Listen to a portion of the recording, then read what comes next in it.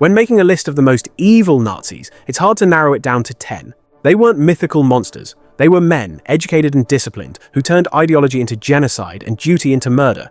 They built an empire where death was organized, measured, and efficient. From the boardrooms of Berlin to the gas chambers of Auschwitz, their crimes reshaped the limits of human cruelty. But among them, who stands as the darkest of all? Stay until the end, because understanding their evil is the only way to recognize it when it returns. Heinrich Himmler stands as one of the most chilling figures in modern history. Not because he was a soldier or a fanatic in uniform, but because he was a bureaucrat of genocide. A quiet, bookish man, more at home with files than firearms, Himmler built a system where killing became paperwork. As Reichsführer SS, he commanded the Gestapo, concentration camps, and the extermination squads that followed the German army into the east. His obsession with racial purity and his pseudo-mystical belief in Aryan destiny transformed ideology into an industrial process of annihilation.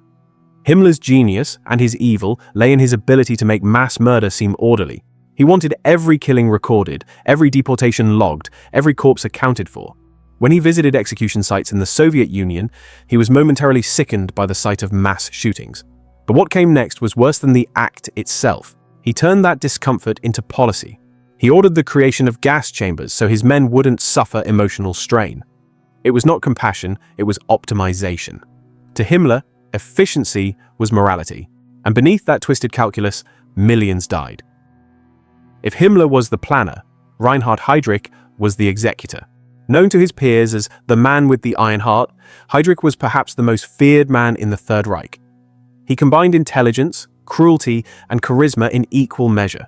He oversaw the Gestapo, the criminal police, and the security services of Nazi Germany, a network of terror that reached across the continent. But it was at the Wannsee Conference in January 1942 that Heydrich secured his place in infamy.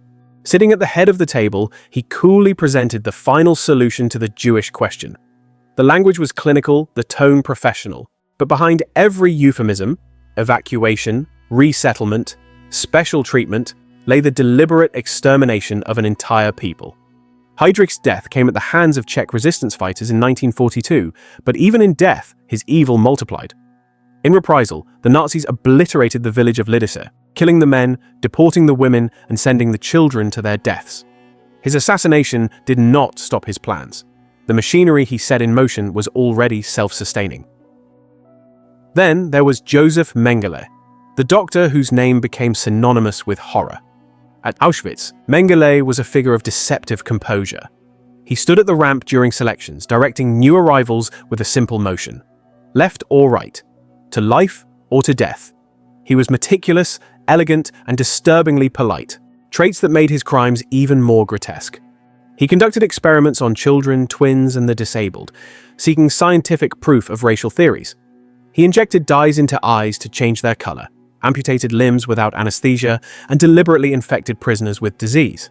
Witnesses described how he whistled classical music as he worked, treating human suffering as laboratory noise. His experiments produced no useful data, only agony. After the war, Mengele escaped through the rat lines, fleeing to Argentina under a false name. He lived freely for decades, dying in Brazil in 1979. Unlike so many of his victims, he died peacefully, a final insult to the memory of those he mutilated. Adolf Eichmann was not a killer in the trenches or a doctor in the camps. He was a manager, a man who made genocide efficient. As head of the Department for Jewish Affairs, Eichmann organized the transportation of millions of Jews from across Europe to the death camps. His desk was his weapon. He calculated train capacities, fuel costs, and timetables for extermination. Every transport, every name on a list, passed through his office. When captured by Israeli agents in 1960 and tried in Jerusalem, Eichmann defended himself by saying, "I was just following orders." But his testimony revealed something far more disturbing. He took pride in his work. He described his logistics in the same tone a businessman might use to discuss a project's success. The philosopher Hannah Arendt famously called this the banality of evil. The idea that history's worst crimes can be committed not by fanatics, but by ordinary men who stop thinking about what they're doing. Hermann Göring, in contrast, was flamboyant, corrupt, and unashamedly greedy. Once a decorated World War I fighter pilot, he became one of Hitler's closest allies and the head of the Luftwaffe. Göring's signature established the Gestapo and authorized the final solution. He looted art and treasure from occupied Europe, amassing vast personal wealth while cities burned under his command. His air force unleashed destruction on Warsaw and London, reducing homes and hospitals to rubble. But Göring's arrogance was matched only by his theatricality. At the Nuremberg trials, he remained defiant, boasting of his role in the Reich and mocking his accusers. Yet behind his bravado lay cowardice. On the night before his execution, he swallowed cyanide, cheating the hangman.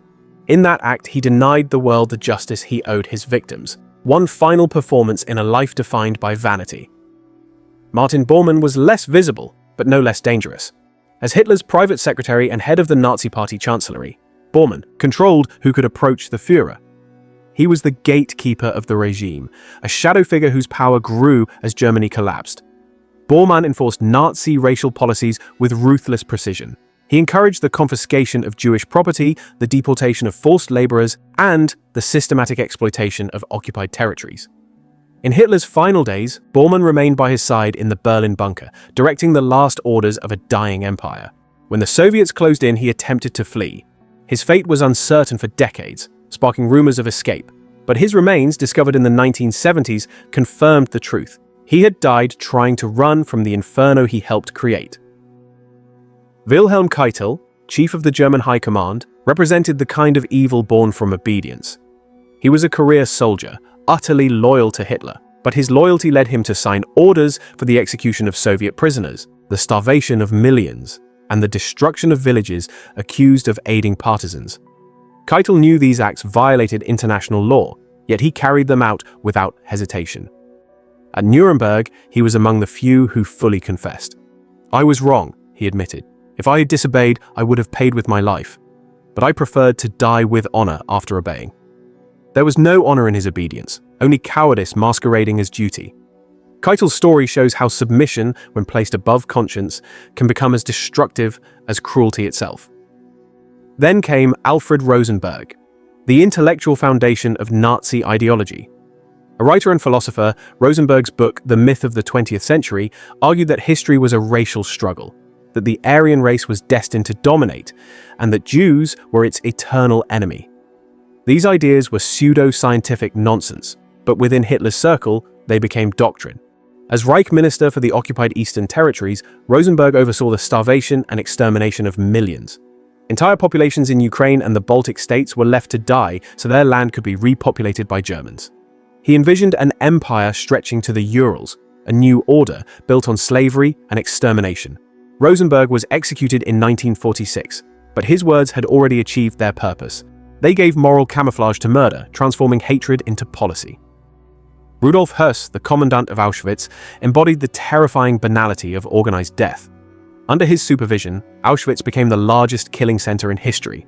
More than 1 million people, Jews, Poles, Roma, Soviet POWs, were murdered there. Höss personally oversaw the construction of gas chambers and crematoria, ensuring they ran smoothly. In his writings, he described his duties as if managing an industrial plant.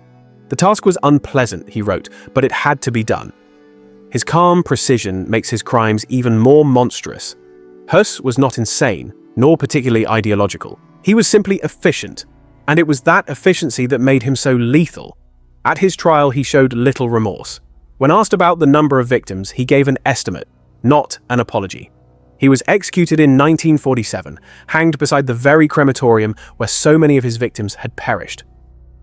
And towering above them all was Adolf Hitler, the engine of it all, the dictator whose words inspired every action of the men before him. Hitler rose from failure and obscurity to absolute power through charisma, manipulation, and hatred. He saw the world as a racial battleground and believed Germany's destiny lay in conquest and purification. Every atrocity committed under the Nazi banner began with his ideology, his speeches, his writings, his orders. Yet Hitler was not a mindless madman. He was deliberate, strategic, and patient. He built loyalty through illusion, promising glory while preparing ruin. His propaganda turned children into soldiers and neighbors into informants. He did not just conquer nations, he conquered morality itself. In his final days, trapped beneath Berlin, he refused to face responsibility. Instead, he blamed his generals, his people, and fate itself before ending his life in the same bunker where millions of others awaited death above ground. The men around him had followed his vision to the end. But Hitler's true power came not from command, but from belief, from convincing millions that evil was virtue, cruelty was strength, and mercy was weakness. That belief outlived him, echoing through history as a warning of how ordinary minds can be led to extraordinary darkness. The 10 men who shaped the Nazi regime were not identical, but together they formed a single organism of destruction. Ideologue, bureaucrat, soldier, and executioner, each played a role in the machinery of genocide. What unites them is not their brutality, but their conviction. They believed they were building a better world, and that belief, perhaps more than hatred, is what made them so dangerous. Their crimes remind us that evil does not require chaos or madness. It can thrive in order, in discipline, in systems designed by clever men who never raise their voices. Evil does not always scream. Sometimes it whispers through policies, memos, and laws. That is what makes it so enduring and so difficult to recognize until it's too late. These men left behind a legacy carved in suffering, proof that civilization is never more than a few steps away from collapse when morality yields to ideology. They believed they were serving destiny. Instead, they served destruction. So, which of them do you think embodies the greatest evil? Himmler's bureaucracy, Mengele's science, or Hitler's vision itself? Tell us in the comments below. And if you found this exploration of history thought-provoking, make sure to like, subscribe, and ring the bell to never miss our next documentary. Thanks for watching.